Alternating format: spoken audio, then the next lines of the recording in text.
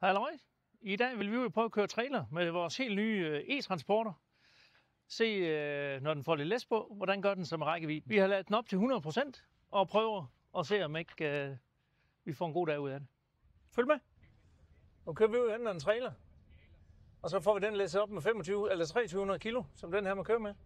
Så prøver vi at smide godt et halvt tons ind i bilen. Så tror jeg, vi har noget, der ligner det, I bruger i hverdagen. Så er vi på mørtelværket og skal have noget læs på. Der kommer 1400 kilo på traileren, så den vejer 2300 i alt. Den vejer 900 i sig selv. 500 kilo ind i bilen. Så har vi en total last på cirka 5,3 tons.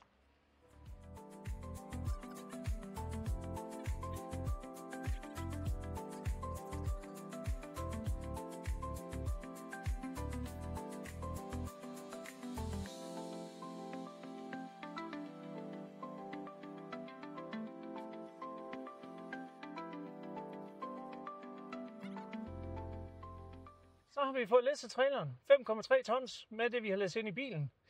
Vi har 97% rækkevidde. Den står til 290 km.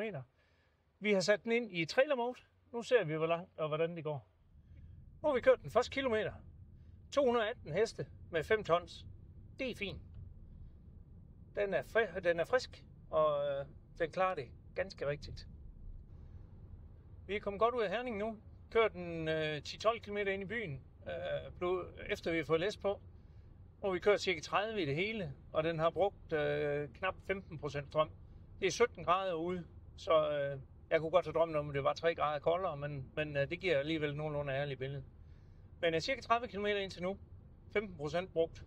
Det er en fornøjelse at køre trailer. Jeg har kørt sindssygt meget trailer med mange forskellige biler. Det her det er virkelig, virkelig lækkert. De 218 heste, det kører bare afsted. Den ligger helt roligt. Vi har selvfølgelig fået læsset traileren rigtigt og fået det suget godt fast. Men den kører snorlig. Det er bare lækkert. Vi er kommet til en Clever-station, hvor vi egentlig havde planlagt, at vi skulle lade. Vi har kørt rundt lidt derhjemme, lidt i Herning, lidt i Snejbjerg, til Viborg, til Kjellerup, til Silkeborg, og nu holder vi i Pårup. Men vi har stadigvæk 43% strøm. Vi har kørt over 100 km, og vi er faktisk ret godt tilpas med det. Det er stadig 17 grader, så vi vælger at køre videre. Vi lader være med at hælde strøm på her. Så holder vi tilbage i Herning. Nu har vi kørt cirka 125 km med det her læs på 5,3 tons, og vi har stadigvæk 27% strøm. Vi er meget overrasket. Regner vi det baglæns, så er det cirka 165 km fra 100 til 0. Det er fandme godkendt. 1.500 km uden at nå at blive nervøs. Det er vel det, der skal til for en arbejdsdag kan fungere for rigtig mange. Nu prøver vi lige at hælde noget strøm på. Så er vi i gang med at lade.